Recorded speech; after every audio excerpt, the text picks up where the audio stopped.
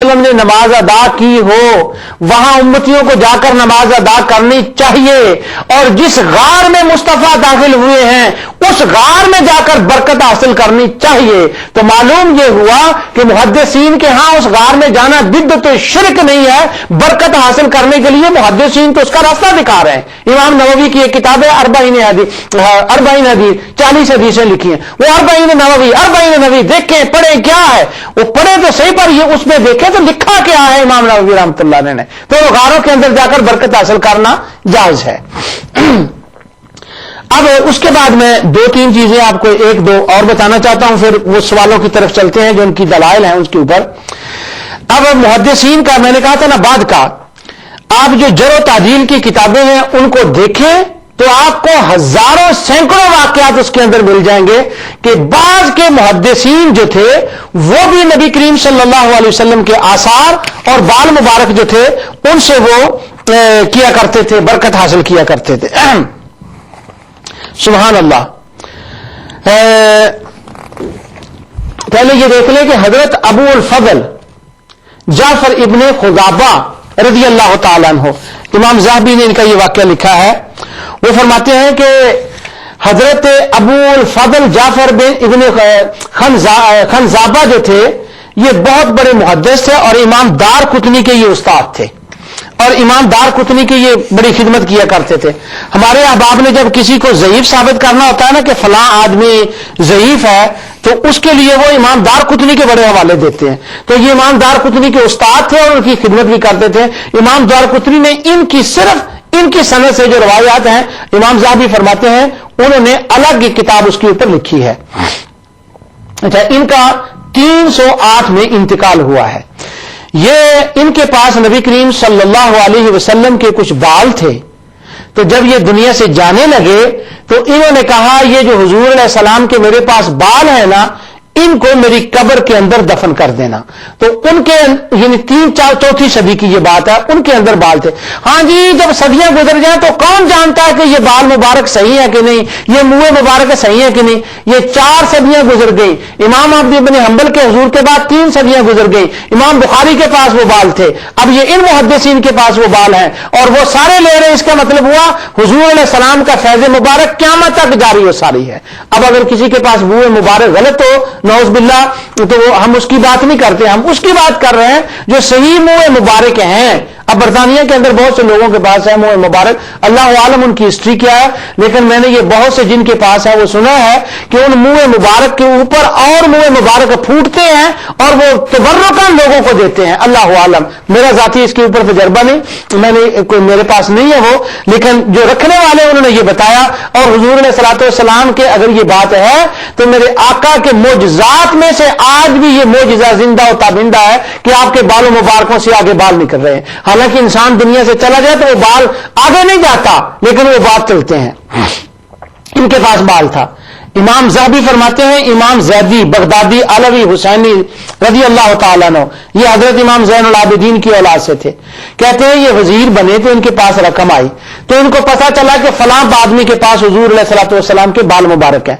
तो इन्होंने बड़ी रकम खर्च करके क्या किया कि वो जो बाल थे ना, जो इनको पता चला कि हुजूर अलैहिस्सलातु वस्सलाम के बाल हैं उनके पास है, तो ये गए, इन्होंने बड़ी रकम से वो हुजूर अलैहिस्सलाम के बाल मुबारक खरीदे, सारी जिंदगी उनको पास रखा और जब कब्र में गए तो उनको साथ ले गए। ये अल्लामा ज़हबी तज़किरतुल हुफ़्फ़ाज़ में और सियर आलाम नुबला में लिख रहे हैं।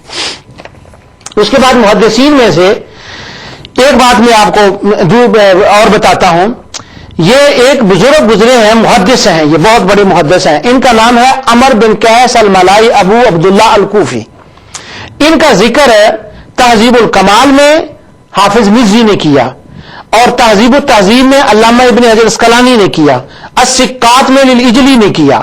वो फरमाते हैं कि इनके ये जो बुजुर्ग थे, इतने ये बड़े बुजुर्ग थे कि इनके पास लोग आते इनकी ज़ियारत के लिए اور آگے کہتے ہیں وکان سفیان یاتی، حضرت جو سفیان ثوری جو تھے علیہ یتبرک بھی، یسلم علیہ یتبرک بھی، سفیان ثوری ان کے پاس اس لیے آتے تاکہ ان کے وجود سے برکت حاصل کریں۔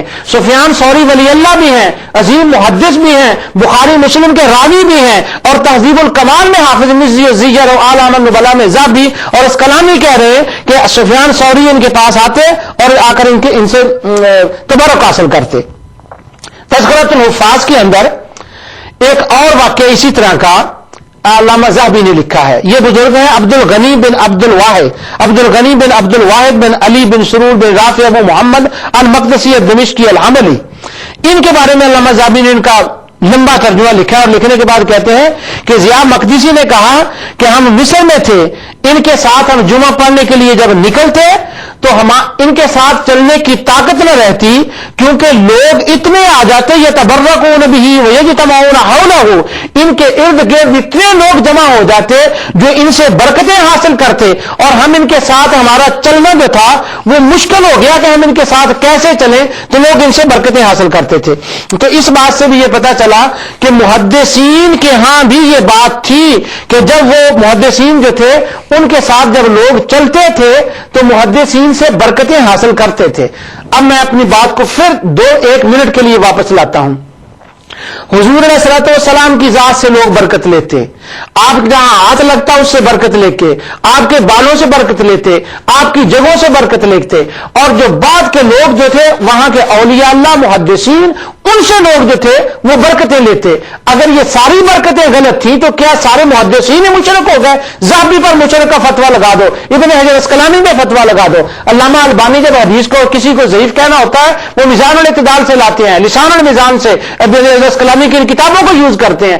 اگر یہی بات ہے تو یہ تو سارے تبرک کر رہے ہیں، یہ تو برکت کے قائل ہیں، پھینک دو ان کی کتابوں کو، کوئی ضرورت ہے کی ان کی کتاب یوز نہ کرو تاکہ پتہ چل جائے کہ تم مواہب ہو کر کن کی کتابیں یوز کرتے ہو۔ اگر یہ مشرک ہے نعوذ باللہ جو تبرک کے حامی ہے، بزرگوں کے واقعات لکھ رہے ہیں کہ ان سے تبرک لیا جاتا ہے، تو چھوڑ دو تہذیب التہذیب کو، سیر اعلام النبلاء کا نام انہوں نے چھوڑ دو۔ اگر ذہبی اور اسقلانی اور امام بخاری آپ کے ہاں ایک قابل اعتماد ہے تو پھر یہ مان لو کہ یہ سارے تبرک کے قائل تھے، یہ محدثین سے تبرک لینا بھی جائز سمجھتے تھے، آثار مصطفیٰ سے تبرک لینا بھی جائز سمجھتے تھے، یہ سارے کے سارے تبرک کے قائل تھے، امام احمد بن حنبل رضی اللہ تعالی عنہ بھی۔ اب میں دوسرے حوالوں کو چھوڑ رہا ہوں، اب میں وہ بات عرض کر دوں تاکہ وہ ٹائم زیادہ نہ نکل جائے، میں اور محدثین کے حوالوں کو میں نظر انداز کر چھوڑ رہا ہوں ان کو۔ حافظ ابن تیمیہ نے اس روایت کو لکھا اور اس پر کے اوپر بڑا زور دیا جو دونوں روایتیں میں آپ کے سامنے بیان کرنے والا ہوں، اور عجیب طریقے سے۔ پہلی روایت تبرک کے خلاف اور دوسری روایت تبرک کے خلاف، اور انہی دونوں روایتوں کو لے کر تمام صحابہ کے مزارات کو شہید کیا گیا، انہی روایتوں کو لے کر حرمین کے اندر بورڈ لگایا گیا، انہی دونوں روایتوں کو لے کر پوری دنیا کی امت کو مشرک قرار دیا گیا، انہی روایتوں کو لے کر اولیاء اللہ کی مزارات پر حاضر ہونے والوں کو مشرک کہا گیا، انہی روایتوں کی وجہ سے لوگوں کو جو کچھ زبان میں آوا کہہ دیا گیا۔ یہ دو روایتیں اب ان کی حالت سنیے کہ کیا ہے، اور حافظ ابن تیمیہ نے اور سارے بعد والوں نے انہی روایات کا ذکر کیا ہے۔ پہلی روایت جو ہے وہ یہ ہے، اب پہلے میں دوسری بیان کرتا ہوں، دوسری کے تاکہ وہ اس کے لیے وہ زیادہ مجھے ٹائم چاہیے۔ جو پہلی دلیل اس کو سمجھ لیں، وہ کہتے ہیں اس روایت کو علامہ ابن سعد نے ذکر کیا ہے یا طبقات ابن سعد کے اندر، اور اسی طرح اس روایت کو ذکر کیا ہے مصنف عبد الرزاق کے اندر اور مصنف ابن ابی شیبہ کے اندر۔ یہ میرے کے پاس جو کتاب ہے یہ برات الصحابۃ الاخیار، یہ شیخ مدخلی کی جو ہے، انہوں نے اس کا جو ہے وہ حوالہ دیا ہے کہ یہ روایت پائی جاتی ہے مصنف عبد الرزاق کے اندر بھی اور مصنف ابن ابی شیبہ کے اندر بھی، اور انہوں نے اس کی پوری جو ہے وہ سند بھی لکھی ہے، اور ساتھ یہ بھی لکھا ہے کہ یہ حافظ ابن تیمیہ کا تحفہ ہے جو ہمیں وراثت میں ملا ہے، اور حافظ ابن تیمیہ نے بار بار اپنی کتابوں میں اس روایت کا ذکر کیا ہے، تو انہوں نے وہ مصنف عبد الرزاق کے حوالے سے یہ بات لکھی ہے۔ اب وہ روایت کیا ہے؟ پہلے وہ کہتے ہیں